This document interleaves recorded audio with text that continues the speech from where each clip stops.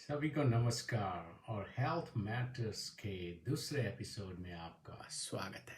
मैं हूं अल्पेश परमार और आज हम एक ऐसे विषय पर चर्चा करेंगे जो मेरे दिल के बहुत करीब है, डायबिटीज। लगभग 15 साल पहले मेरे माता पिता को डायबिटीज का निदान हुआ था।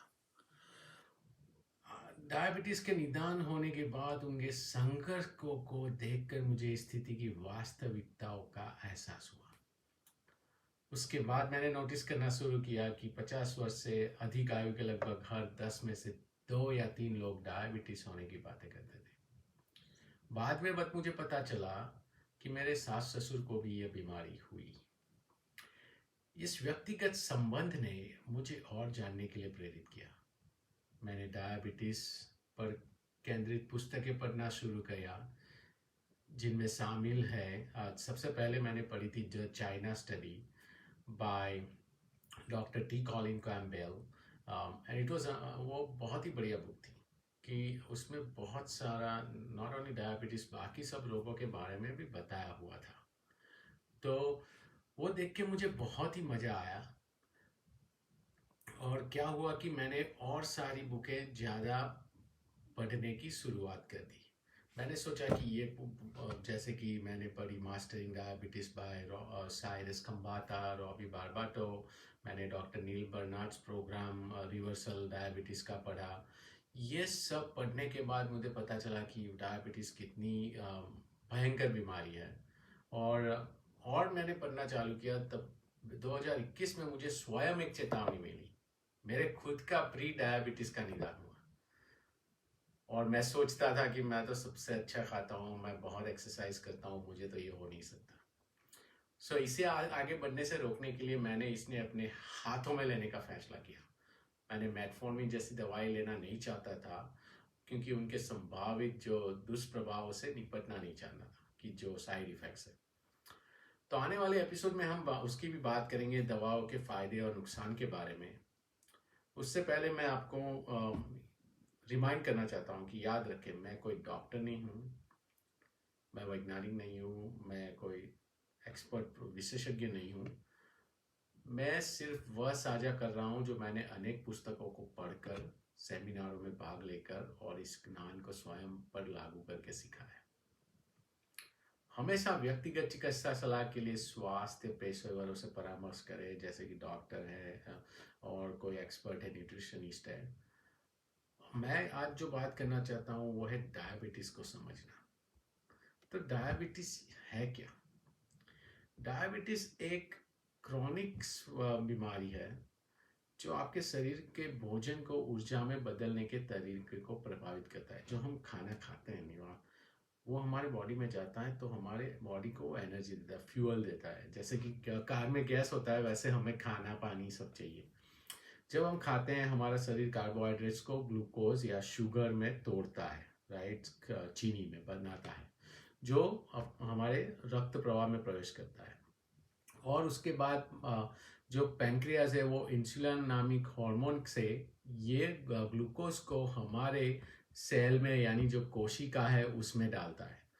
पर जो ये मूवमेंट होती है ना, उसमें अफेक्ट हो जाता है जब डायबिटीज होता है। और हम लोग कौन से टाइप की डायबिटीज है उसके बारे में बात करते हैं। जो टाइप 1 डायबिटीज है वो अपने जो इंसुलिन प्रोडक्शन का करते हैं वही बीटा कोशिकाओं को मार देता है अपना हमारा बॉडी, तो इंसुलिन ही प्रोडक्शन होना बंद हो जाता है।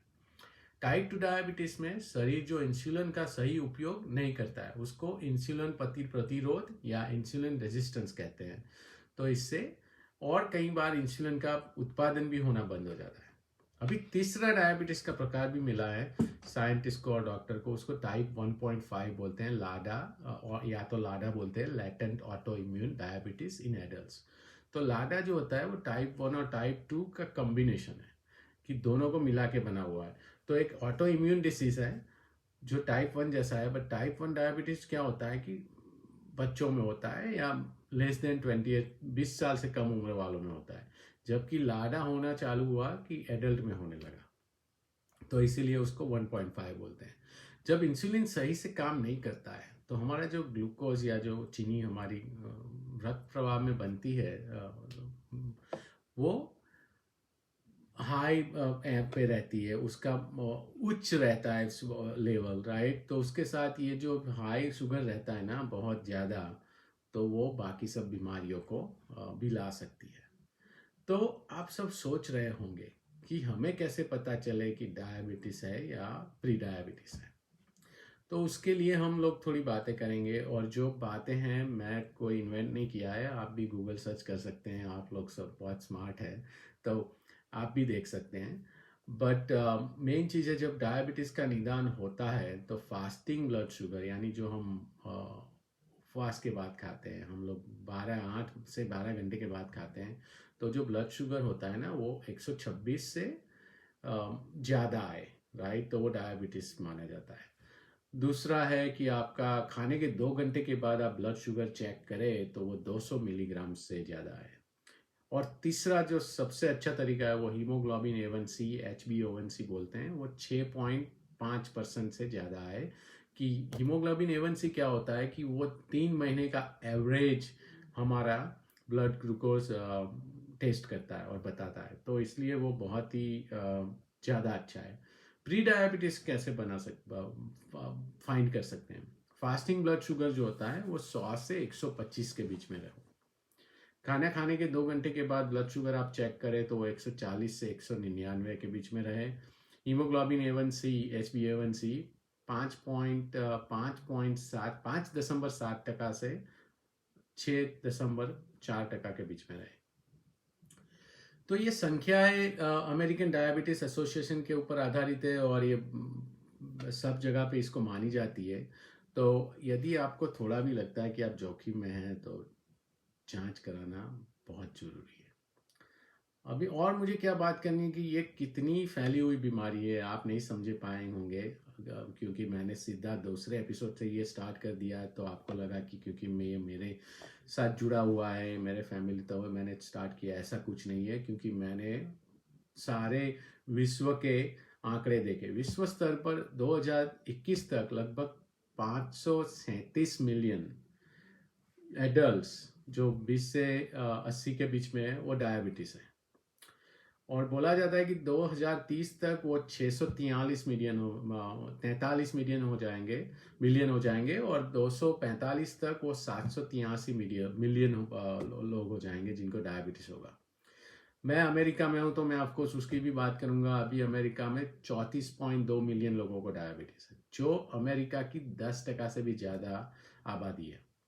और मैं ऑफकोर्स भारत से हूँ, तो मैं भारत की भी बात करूंगा। भारत में डायबिटीज़ के मरीजों की संख्या सबसे अधिक है दुनिया में, लगभग 77 मिलियन को डायबिटीज़ है, और ये संख्या 2045 तक लगभग 2 गुने होने की संभावना है।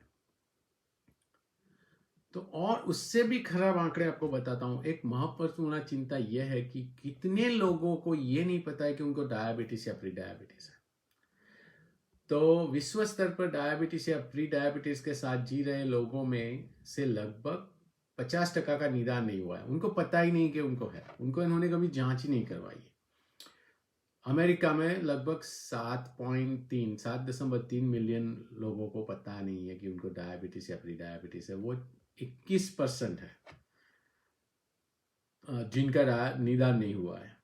भारत में सोचिए 57%, 57% लोगों को पता ही नहीं कि उनको डायबिटीज या प्री डायबिटीज है। तो इस जागरूकता की कमी के कारण बीमारी बिना प्रबंधन के भी प्रगति करती रहती है, राइट, जो जटिलताओं की और हमें लेके जाती है। डायबिटीज की वजह से क्या जटिलता है, क्या दूसरी बीमारी आ सकती है, आपको मैं बताऊंगा, आप मानेंगे नहीं। क्योंकि सबको ऐसा लगता है डायबिटीज से किसी को कुछ नहीं होता है, दवाई लिया करो, कोई मरता नहीं है। डायबिटीज का सबसे पहला रीजन होता है हृदय रोग, दिल के दौरे और स्ट्रोक का जोखिम बढ़ाता है।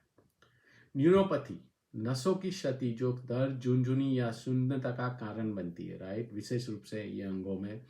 नेफ्रोपैथी, किडनी की क्षति जो किडनी फेलियर तक ले जा सकती है। रेटिनोपैथी, आंखों की क्षति जो दृष्टि हानि या अंधापन का कारण बन सकती है।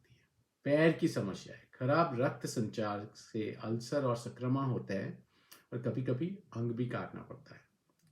त्वचा की स्थितियां, बैक्टीरियल और फंगल संक्रमण के प्रति अधिक संवेदनशीलता बढ़ जाती है। श्रवण क्षति, सुनने की समस्याओं का बड़ा जोखिम हो जाता है। अल्जाइमर या डेमेंशिया जैसे रोगों का चांस भी बढ़ जाता है। तो इतनी सारी बीमारियां डायबिटीज की वजह से आ सकती है, आप समझ भी नहीं पाओगे।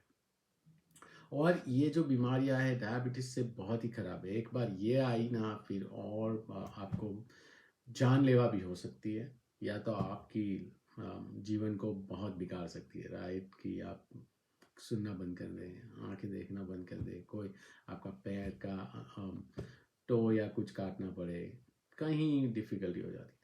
तो कई पुस्तकें और विशेषज्ञ डायबिटीज को जीवन शैली रोग के रूप में संदर्भित करते हैं। इसका मतलब यह है कि यह मुख्य रूप से हमारी दैनिक आदतों से प्रभावित होता है, जिसमें शामिल है आहार, प्रोसेस खाने की पदार्थ है, शक्कर, मैदा, ये वो। हमें तो समोसे के बगैर नहीं चलता यार, हमें तो भुजिया चाहिए, हमें तो शराब भी चाहिए और उसके साथ भुजिया भी चाहिए। शारीरिक निष्क्रियता, बैठी हुई जीवन शैली मोटापा और इंसुलिन का प्रतिरोध कर सकती है। तनाव, क्रॉनिक तनाव ब्लड शुगर को बढ़ा सकता है। मेरे खुद का वही प्रॉब्लम था कि मैं खाना प्रॉपर खा रहा था, मैं एक्सरसाइज कर रहा था, पर मेरा स्ट्रेस बहुत ज़्यादा था, तो मैंने स्ट्रेस कम करना चालू किया। धूम्रपान और शराब दोनों डायबिटीज़ के विकास के जोखिम को बढ़ा सकते हैं। तो अभी आप क्या कर सकते हैं, और हम इसके बारे में बहुत बातें करेंगे अगले 7, 8, 10 एपिसोड तक। मैं डायबिटीज़ के लिए ऊपर बातें करना चाहता हूँ। जब मुझे खुद को प्री डायबिटीज़ होने का पता चला, तो मैंने महत्वपूर्ण जीवन शैली परिवर्तनों को अपनाने का फैसला किया। आहार परिवर्तन, मैंने संपूर्ण खाद्य पदार्थों से भरपूर आहार अपनाया। और संपूर्ण खाद्य पदार्थ यानी होल फूड, जैसे फल हैं, सब्जियां हैं, साबुत अनाज, होल ग्रेन, मैदा नहीं, व्हीट फ्लावर भी नहीं, कम कर दो व्हीट फ्लावर, रोटियां, नान में ये सब। मैंने शक्कर का कम, बेसिकली शक्कर तो बंद ही कर दिया, जो प्रोसेस शुगर है। आप डेट्स खा सकते हो, खजूर खा सकते हो। मैंने नियमित व्यायाम किया, एरोबिक या रेजिस्टेंट ट्रेनिंग दोनों किया। शिक्षा बहुत जरूरी है, स्वास्थ्य और पोषण के बारे में लगातार सीखता रहा, ताकि मैं सूचित निर्णय ले सकूं। दवाओं के नुकसान और फायदे के बारे में हम बहुत बातें करेंगे आगे, पर थोड़ी बात मैं करना चाहता हूँ। मेटफॉर्मिन जैसी दवाएं डायबिटीज के प्रबंधन के लिए आमतौर पर निर्धारित की जाती है पूरे विश्व में। हालांकि वे रक्त के जो ब्लड शुगर होता है, शक्कर को नियंत्रित करती है, बट उससे ज़्यादा और दुष्प्रभाव हो सकते हैं, जैसे कि पाचन संबंधी समस्याएं, पेट में असुविधा हो, कॉन्स्टिपेशन हो जाए, विटामिन B12 की कमी हो जाती है। वीगन और वेजिटेरियन को वैसे ऑलरेडी होती है, और मेटफॉर्मिन लेने के साथ बाद और ज़्यादा बढ़ जाती है। किडनी कार्य पर प्रभाव हो जाता है, जिनकी किडनी में समस्या है उन्हें सावधानी बरतनी चाहिए। तो ये समझना महत्वपूर्ण है कि दवाएं लक्षणों का प्रबंधन करती है, लेकिन मूल कारण को संबोधित नहीं करती है। जो कारण है उसको निकाल नहीं सकती है। उसके लिए जीवन शैली में बदलाव लाना जरूरी होता है। अकेली दवा से कुछ नहीं होगा। लास्ट में मैं वही आपको बोलना चाहता हूँ कि डायबिटीज एक वैश्विक महामारी है, जो करोड़ों लोगों को प्रभावित करती है। इस बीमारी को समझना, इसके प्रकार और टाइप 1, टाइप 2 और लाडा निदान कैसे होता है, और उसमें होने वाली जटिलताओं को जानना बहुत ही जरूरी है। यह पहचान कर कि डायबिटीज अक्सर जीवन शैली से प्रभावित होती है, हम उसे रोकने या प्रबंधित करने के लिए सक्रिय कदम उठा सकते हैं। और जो उठाना है उसके बारे में हम बातें करेंगे। आने वाले एपिसोड्स में हम जांच करेंगे डायबिटीज़ के प्रकार, जो मैंने बताया, राइट, उसमें गहराई से बात करेंगे। जोखिम कारक, डायबिटीज़ में योगदान देने वाले आनुवांशिक, जन्य और पर्यावरणीय कारण, रोकथाम के उपाय, आहार और व्यायाम जोखिम को कैसे कम कर सकते हैं, दवाओं के बारे में, और सफलता की कहानियाँ। क्योंकि मैं इतने लोगों से जुड़ा हुआ हूँ और जिन्होंने बहुत अच्छी तरह डायबिटीज़ को निकाला है अपनी ज़िंदगी से, तो मैं उनकी बातें लेके आऊँगा और आपके साथ शेयर करूँगा। और मैं उनको तो लेके नहीं आऊँगा, बट उनका नाम, उनके स्टोरीज, उनकी जो कहानी है वो लेके आके आपको बताऊँगा कि कैसे उन लोगों ने किया, कहाँ थे और कहाँ वो आ गए। और मैं आपको आज प्रोत्साहित करना चाहता हूं कि जांच कराएं। यदि आपने हाल ही में शक्कर का परीक्षण नहीं कराया तो कराना जरूरी है। जीवन शैली पर विचार करें, अपनी दैनिक आदतों के बारे में सोचिए और वे आपके स्वास्थ्य को कैसे प्रभावित कर रही है। सूचित रहे, स्वास्थ्य के मामले में जानकारी ही शक्ति है। आज के हेल्थ एपिसोड मैटर्स के एपिसोड में शामिल होने के लिए धन्यवाद। याद रखें, मैं अपनी यात्रा और अंतर्दृष्टि साझा कर रहा हूं, लेकिन व्यक्तिगत सलाह के लिए हमेशा डॉक्टर का परामर्श करें। मैं इस बातचीत को जारी रखने और आपके साथ डायबिटीज के बारे में और खोजने के लिए बहुत ही उत्साहित हूं। हमारे अगले एपिसोड में जुड़े, जहां हम डायबिटीज के प्रकारों और वह शरीर को कैसे प्रभावित करते हैं इस पर गहराई से चर्चा करेंगे। तब तक अपना ख्याल रखें और याद रखें, हेल्थ मैटर्स।